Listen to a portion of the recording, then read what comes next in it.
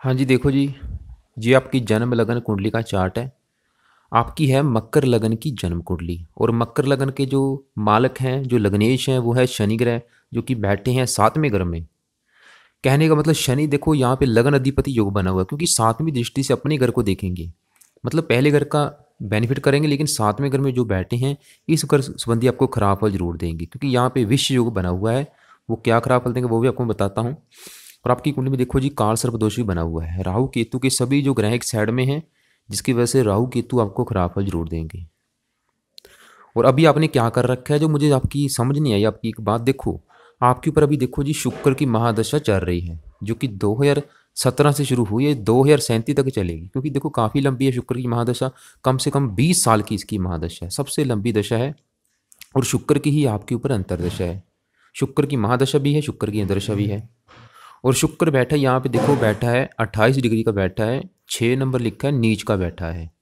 ये जो 6 नंबर है, ये कन्या राशि है, बुध की राशि है, नीच का बैठा है। और आपने क्या कर रखा है, इसका आपने रत्न, जो डायमंड रत्न है वो धारण कर रखा है, जो कि बिल्कुल नहीं करना चाहिए था। क्योंकि यहाँ पे तो इसका हमने दान करना है, इसे हमने शांत करना है। क्योंकि नीच का बैठा, आपने इसका बल बढ़ा रखा है रत्न धारण कर रखे।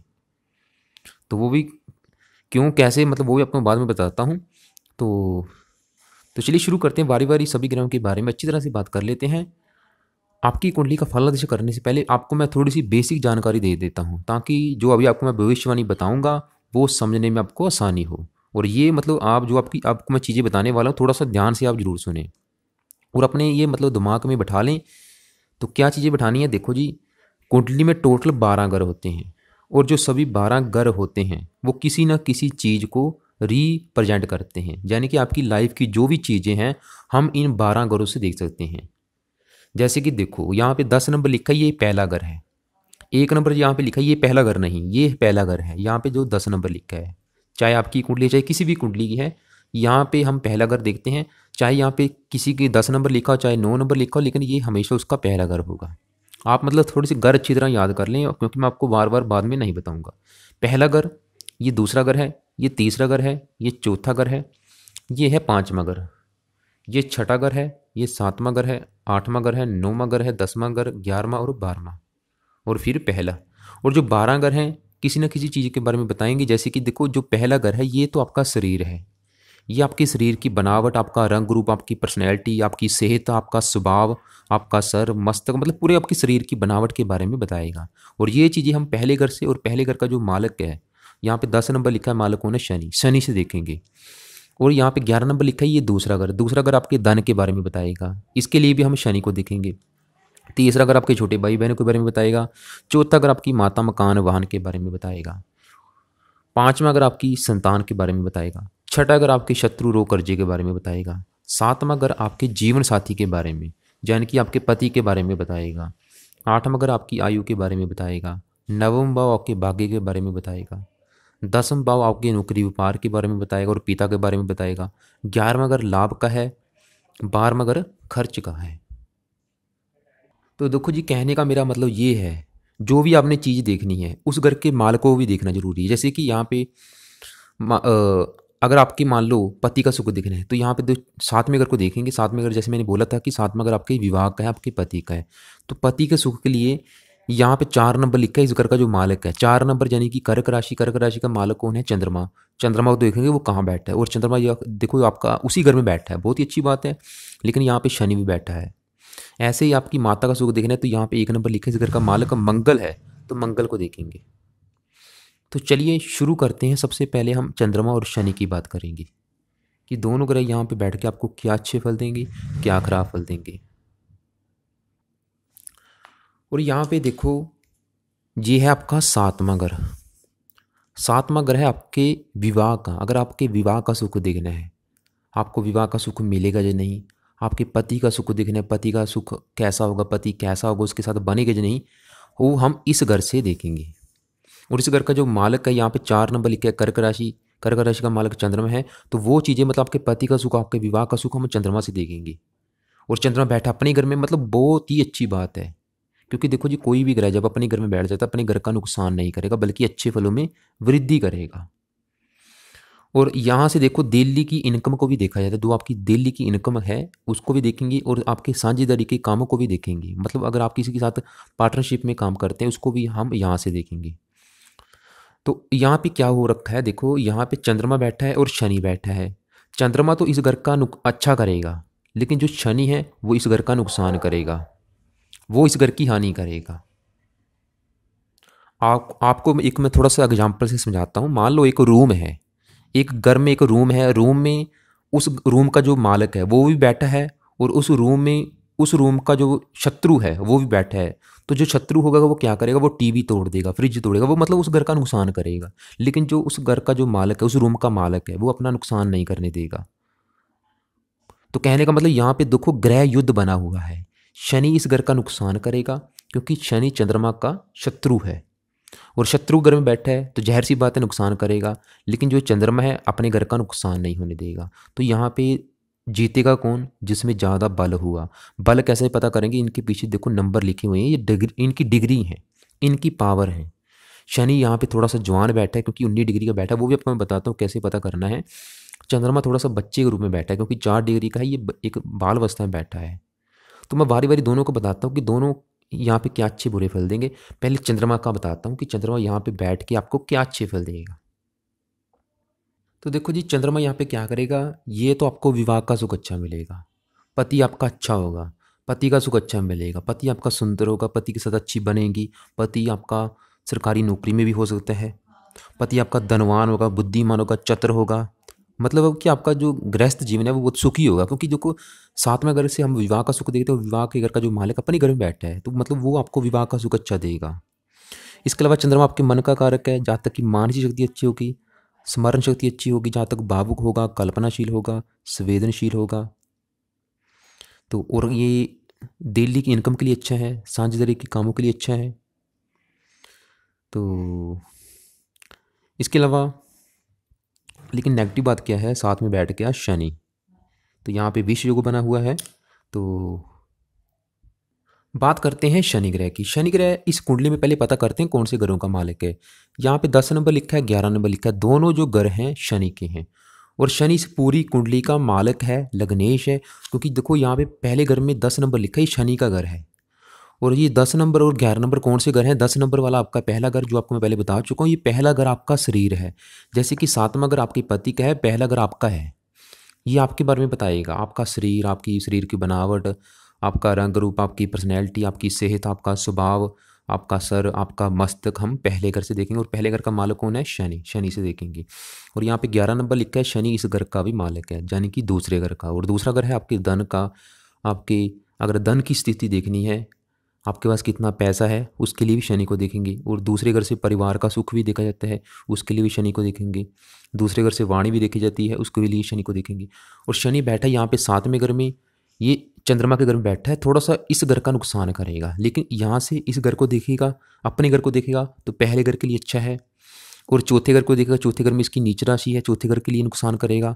और ये नवम भाव को देखेगा, इस घर के लिए अच्छा है, लेकिन इस घर का ज़्यादा नुकसान करेगा। तो यहाँ पे 7वें घर में क्या, क्योंकि ये शत्रु राशि में बैठा है, इस घर का नुकसान क्या करेगा, आपको विवाह के सुख में कमी करेगा। पति संबंधी मनमुटाव, लड़ाई झगड़े होते रहेंगे। विवाह हो सकता है कि आपका देरी से हो, और पति हो सकता है कि आपका आपकी उम्र से अधिक उम्र में बड़ा हो। पति पति की सुंदरता में कमी करेगा। पति के साथ मनमुटाव, लड़ाई झगड़े होते रहेंगे। आपको पेट की तकलीफ दे सकता है, कब्ज की बीमारी हो सकती है। शनि की दशा, अंतरदशा, आपको विवाह संबंधी परेशानियाँ आएंगी उसकी दशा में। पति के साथ नहीं बनेगी, लड़ाई झगड़े मनमुटाव होता रहेगा। वैसे साथ में चंद्रमा बैठा है, आपका ससुराल काफ़ी धनी होगा, पति से धन भी मिलेगा। तो इसके अलावा शनि जो लगन को देखा, लगन संबंधी आपको अच्छे फल मिलेंगे, यानी कि आपकी सेहत अच्छी होगी। जहाँ तक सेहतमंद होगा, तंदुरुस्त होगा, बुद्धिमान होगा, मेहनती होगा, व्यवहार कुशल होगा, न्यायप्रिय होगा, और अपनी मेहनत के बल पर जीवन में लाभ व उन्नति प्राप्त करने वाला होगा। लेकिन चौथे घर को नीच राशि से देखेगा, 10वीं दृष्टि है, तो माता को बीमार करेगा, माता के सुख में कमी, मकान वाहन के सुख में कमी करेगा। और 7वें घर से साझेदारी के कामों को भी देखा जाता है, साझेदारी के कामों में नुकसान। तो कहने का मतलब आपको देखो, जो आपको मैंने पहले क्या बताया था, आपको कि मेरा कहने का मतलब यही है कि आपको अच्छी तरह समझ आ जाए कि कौन से ग्रह आपको क्या अच्छे फल दे रहे हैं, क्या खराब फल दे रहे हैं। चंद्रमा तो आपको इस घर के अच्छे फल देगा, लेकिन शनि इस घर का नुकसान करेगा। दोनों में ग्रह युद्ध बना हुआ है। और आपकी नमाज कुंडली में देखो, सातवें घर का जो मालक है वो शुक्र है, वो भी नीच का बैठा है। जन्म कुंडली में भी शुक्र नीच का बैठा है, जिसकी वजह से आपको विवाह संबंधी परेशानियां जरूर आएंगी, ये बिल्कुल कन्फर्म है। तो उसका क्या उपाय करना है वो आपको मैं बता देता हूँ। तो अभी आपने क्या करना है, एक तो शनि का मंत्र जाप जरूर करें, इसका लाइफ टाइम मंत्र जाप करते रहें। ओम शम शनिश्चराय नमः। अगर आपको विवाह संबंधी ज़्यादा परेशानी आ रही है तो शनि का दान भी कर सकते हैं, शनि को तेल का दान कर सकते हैं, शनि मंत्र जाते रहें। वैसे मंत्र जाप जरूर करें। बात करते हैं, आगे चलते हैं राहु ग्रह की। और देखो जी, राहु एक ऐसा ग्रह है, ये शनि ग्रह से भी 4-5 गुना अधिक पापी ग्रह है, क्रूर ग्रह है। और बैठा है आपका 10वें भाव में। ये 10वां भाव है, आपको मैंने पहले बोला था कि घर अच्छी तरह याद कर लें, आपके लिए बेनिफिट रहेगा, ताकि आपको पता हो कि कौन से घर से हम क्या चीज़ें देखते हैं। जैसे कि साथ में अगर आपके पति का है, ऐसी 10वां भाव आपके पिता का है। अगर आपके पिता का सुख देखना है तो इस घर से देखेंगे। इसके अलावा आपकी नौकरी व्यापार का सुख देखना, जो भी आप नौकरी करेंगे, कारोबार करेंगे, बिजनेस जो भी करेंगे, उसका सुख भी इस घर से देखेंगे। आपकी मान प्रतिष्ठा भी इस घर से देखेंगे। और राहु यहाँ पे बैठा है शुक्र घर में, और शुक्र बैठा है नीच का। और राहु केतु का अपना कोई घर नहीं है, और कुंडली में बना काल सर्प दोष, दोनों ग्रह बिल्कुल खराब फल देंगे। खासतौर पर राहु 11 डिग्री का बैठा है, पूरा जवान बैठा है, तो खराब फल क्या देगा, आपको नौकरी व्यापार संबंधी बहुत ज़्यादा परेशानी आएंगी। ऐसे जातकों को सरकार द्वारा भी परेशानी आएंगी, सरकार की तरफ से भी आपको परेशानी आएंगी, कोर्ट कचहरी के आपको चक्कर लगाने पड़ सकते हैं। पिता का सुख भी आपको नहीं मिल पाएगा, क्योंकि इस घर का जो मालिक है वो भी देखो जी आपका नीच का बैठा है, तो पिता के सुख में बहुत ज़्यादा कमी आएगी। पिता के सुख में कमी का मतलब किसी भी प्रकार की हो सकती है, जहाँ तो पिता से कम बनेगी, जहाँ पिता आपका बीमार रहेगा, जहाँ पिता से आप दूर रहेंगे, जहाँ पिता के द्वारा आपको कष्ट होगा, जहाँ आपकी कुंडली के हिसाब से पिता को कष्ट होगा, मतलब पिता के सुख में कमी आएगी। इसके अलावा राहु चौथे घर को भी देखेगा, जो चौथा घर आपकी माता का है, आपके मकान का, जो आपका घर है, आपके वाहन का, वाहन आपका चाहे कार है चाहे बाइक है, आपके भूमि जमीन जायदाद का, आपके नौकर चाकर का सुख हम चौथे घर से देखेंगे। तो राहु चौथे घर को भी देखेगा, तो चौथे घर संबंधी भी आपको खराब फल, आपको माता का सुख कमज़ोर मिलेगा, माता आपकी बीमार होगी, जमीन जायदाद को लेके विवाद होगा। और ये केतु राहु आपको जन्म स्थान से दूर लेके जरूर जाएंगे, जहाँ पे आपका जन्म हुआ है वहाँ पे आपका भाग्योदय नहीं होगा, और ये आपको जन्मभूमि से दूर लेके जाएंगे, चाहे वो अपने ही देश में कहीं दूर लेके जाएं, चाहे विदेश में लेके जाएं। तो कहने का मतलब राहु यहाँ पे आपको खराब फल देगा, आपको नौकरी व्यापार संबंधी खराब फल, पिता संबंधी खराब फल, इसके अलावा माता संबंधी खराब फल, माता के सुख में कमी, पिता के सुख में कमी, घर संबंधी घरेलू सुख में कमी रहेगा। और ये दूसरे घर को भी देखेगा, धन संबंधी खराब फल। छठे घर को देखेगा, सर के ऊपर कर्जा हो सकता है, आपको रोगी बनाएगा। राहु के उपाय क्या करने वो भी आपको मैं बताता हूँ। पहले केतु को बता देता हूँ, केतु यहाँ पे क्या करेगा। देखो जी, ये है आपका चौथा घर। चौथा घर आपकी, मैंने पहले बताया था कि आपकी माता का है, मकान का है, आपकी भूमि जमीन जायदाद का है, आपके वाहन का है, आपके नौकर चाकर का है।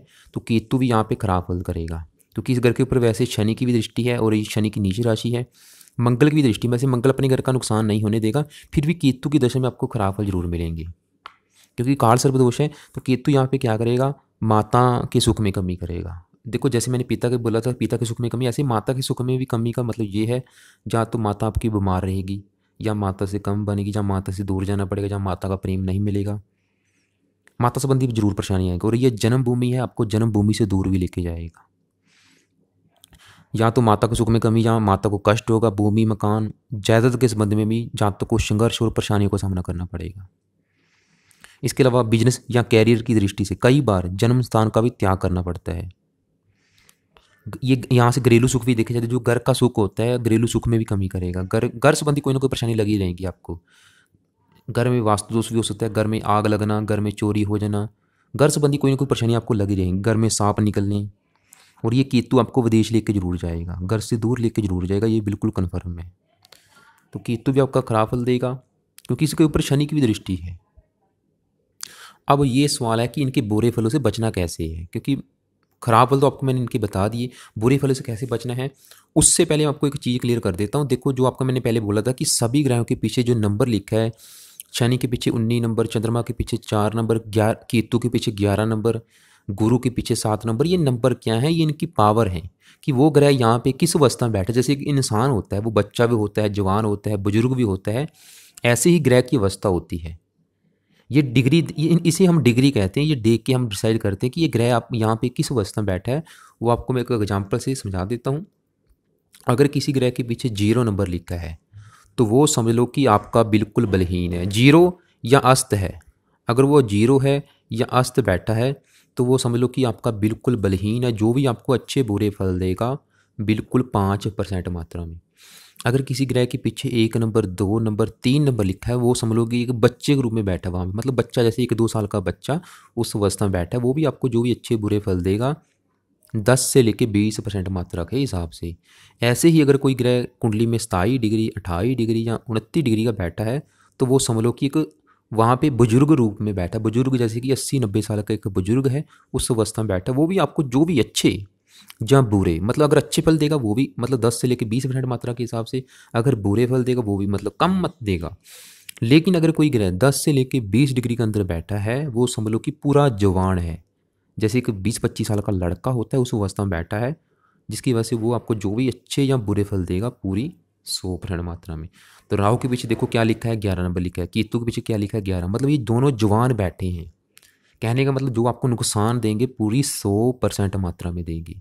तो अब सवाल है कि बचना कैसे है। उसके लिए इसकी जो 11 डिग्री है उसे हमने करना है 0, इसकी भी जो 11 डिग्री उसे करना है 0। मतलब इनके जो बल हैं, इनकी जो जान है उसे हमने कम करना है। तो उसके लिए क्या करना पड़ेगा, राहु के लिए देखो इसका, वैसे किसी भी ग्रह का जो सबसे बेस्ट उपाय है वो आपको मैं बता देता हूँ, वो है उस ग्रह का मंत्र जाप, चाहे कोई भी ग्रह है, क्योंकि मंत्र सबसे बेस्ट उपाय है और इसका आपको पूरा 100% फल मिलेगा। तो राहु के लिए इसका मंत्र जाप जरूर करें, जो कि लाइफ टाइम करें, बहुत जरूरी, क्योंकि कार सर्वदोष है। जितनी मर्जी आपने शांति करवा ली है उसका कोई बेनिफिट नहीं होगा अगर आप खुद मंत्र जाप नहीं करते। ओम राम राहवे नमः इस मंत्र का जाप रात के समय कम से कम 1-2 माला जरूर करें और लाइफ टाइम करना है। और इसके लिए सतनाजे का दान भी किया करें, जो 7 प्रकार के अनाज मिलके बनता है उसका दान जरूर करें। केतु के लिए कुत्ते को रोटी डालें और इसके लिए भी केतु का मंत्र जाप जरूर करें। ओम कीम केतवे नमः, एक माला राहु का, एक माला केतु ग्रह का जरूर करें। चलिए आगे बात करते हैं, यहाँ पे गुरु ग्रह की बात कर लेते हैं। और ये गुरु ग्रह यहाँ पे आपको अच्छे फल भी देगा, खराब फल भी देगा। पहले बात कर लेते हैं गुरु कौन से ग्रहों का मालक है। और ये देखो यहाँ पे 2 नंबर लिखा है, ये है 5वां घर, जो आपको मैंने पहले बोला था कि पहला, दूसरा, तीसरा, चौथा, 5वां, ये 5वां घर है। 5वां घर है आपकी संतान का। संतान के अलावा यहाँ से आपकी पढ़ाई का सुख भी देखेंगे, आपकी बुद्धि भी देखेंगे। मेन रूप से यहाँ पे संतान का सुख देखेंगे। इसके लिए इस घर के मालक शुक्र को भी देखना जरूरी, जो कि तो नीचे बैठा है, वो तो नीच का बैठा है। तो शुक्र, गुरु यहाँ पे शुक्र का शत्रु है, थोड़े से यहाँ पे खराब फल जरूर देगा। वैसे भी इस कुंडली में कुछ मार्केश भी है, तो खराब फल क्या देगा, क्योंकि ये 12वें घर का भी स्वामी है, तीसरे घर का भी स्वामी है। तो गुरु यहाँ पे वैसे पुत्र के योग जरूर बनाएगा, पुत्र संतान का सुख जरूर मिलेगा आपको, लेकिन संतान संबंधी कुछ कोई ना कोई परेशानी जरूर आएगी। इसके अलावा आपका जो पति है क्रोधी स्वभाव का होगा। और गुरु लगन को भी देखिएगा, लगन में इसकी नीच राशि है तो आपकी सेहत को खराब जरूर करेगा, सेहत संबंधी आपको खराब फल जरूर मिलेंगे। तो वैसे यहाँ पे जहाँ तक बुद्धिमान होगा, उम्र आपकी लंबी करेगा। इसके अलावा जहाँ तक बातचीत करने में कुछ होगा, परोपकारी होगा, धार्मिक होगा। तो इसके अलावा कई बार क्योंकि लगन को देख रहे हैं तो मेहनत का फल भी कम मिलेगा। कई बार अंतिम समय में बनते बनते काम भी बिगड़ जाते हैं। तो गुरु की दशा देखो खराब फल भी देगी, अच्छे फल भी देगी। अच्छे फल ये देगी, आपको पुत्र का सुख मिल सकता है, संतान के लिए अच्छा है। थोड़ी बड़ी परेशानी जरूर आए, क्योंकि इसका जो, इस घर का जो मालक है वो थोड़ा सा देखो आपका बिल्कुल नीच का बैठा है।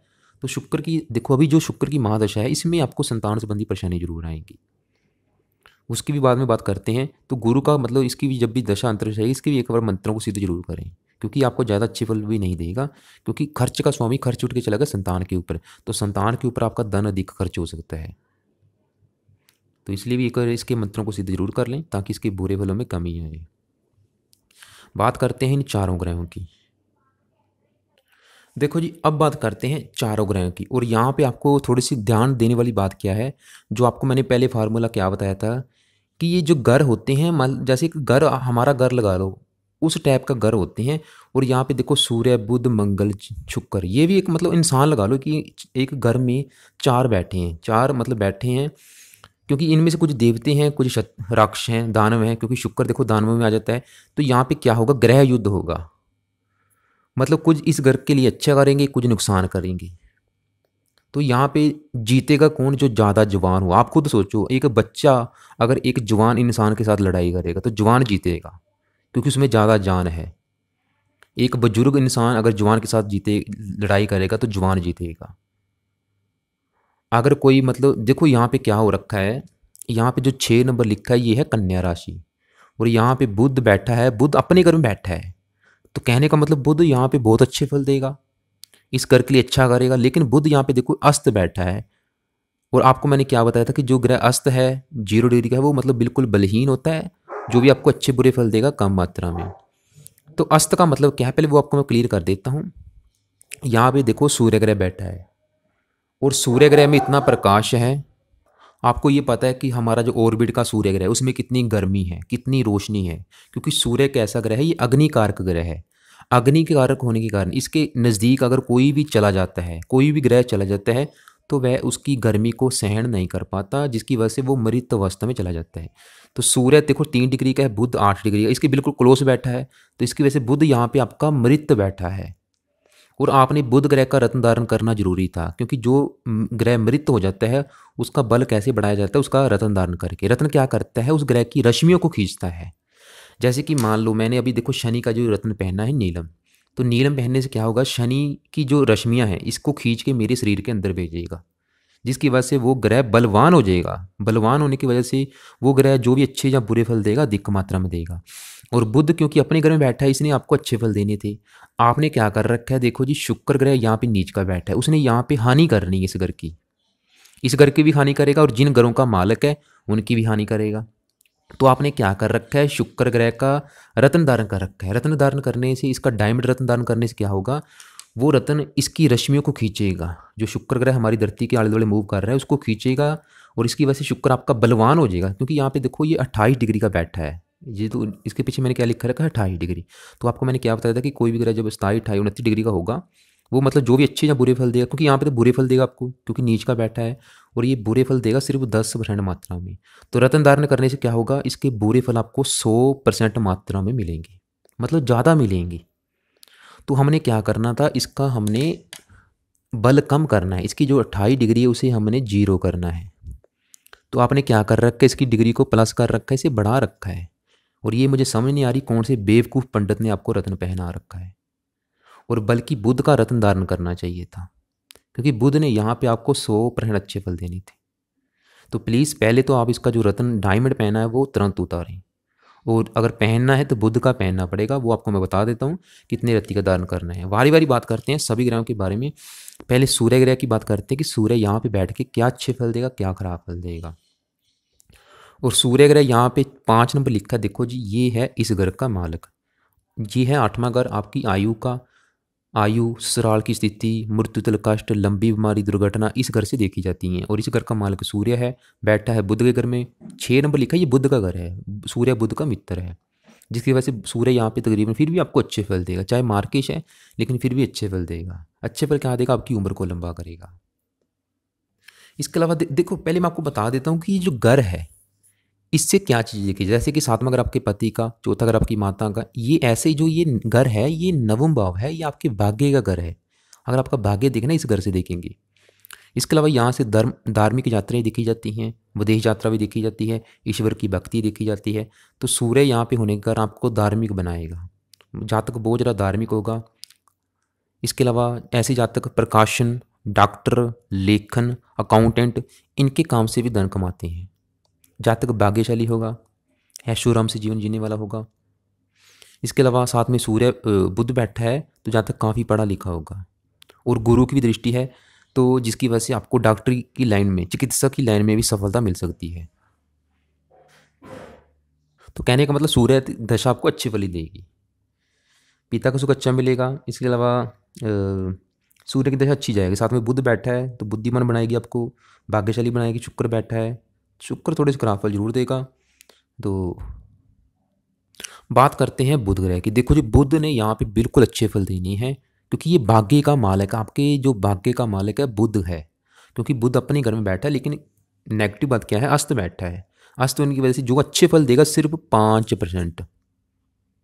अगर 100% चाहिए तो इसका रत्न धारण करें, जो आपने नहीं कर रखा। तो अच्छे फल क्या देगा वो आपको मैं बता देता हूँ।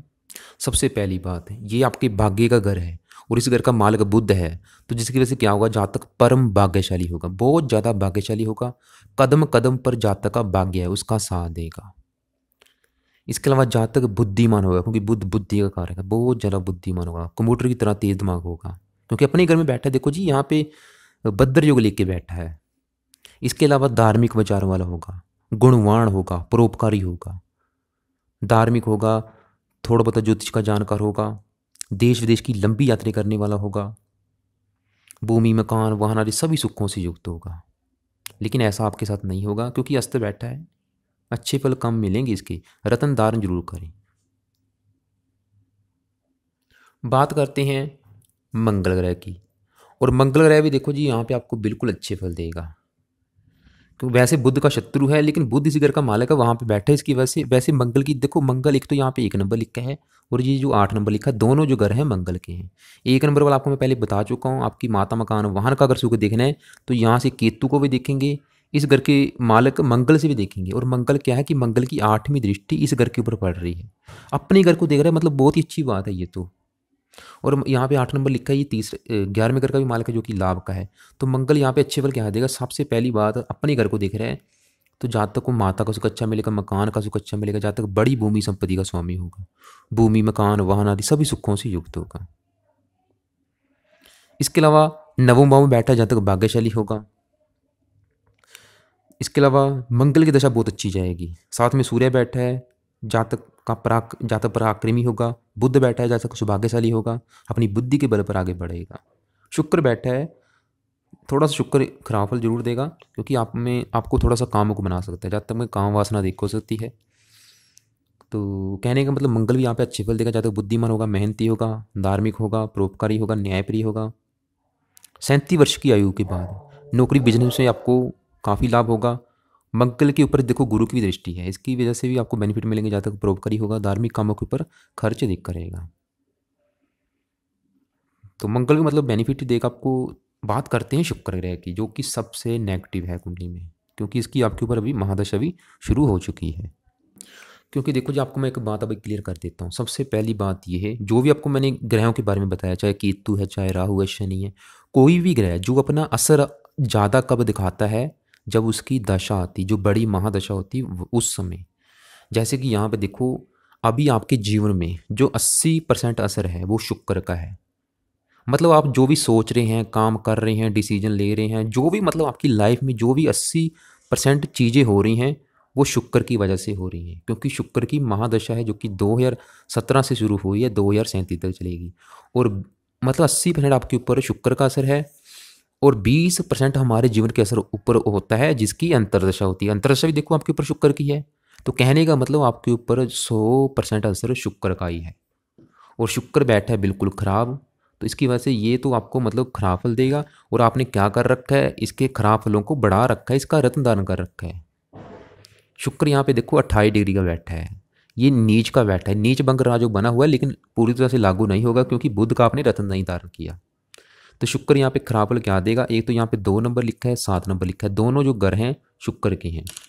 2 नंबर वाला आपका 5वां घर, जो कि आपकी संतान का, पढ़ाई का, बुद्धि का। 7 नंबर वाला आपका 10वां भाव, जो कि आपकी नौकरी का, व्यापार का, कारोबार का, पिता का।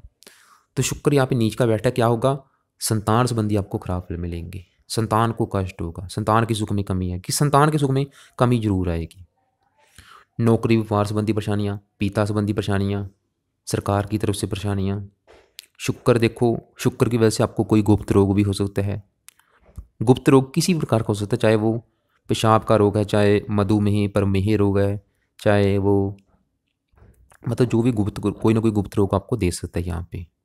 शुक्र विवाह कारक, विवाह के सुख में कमी करेगा।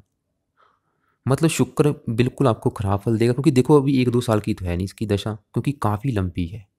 तो इससे बचने के लिए क्या करें, एक तो इसका रतन उतारना है, दूसरा इसका मंत्र जाप कम से कम 3 माला सुबह के टाइम जरूर करें।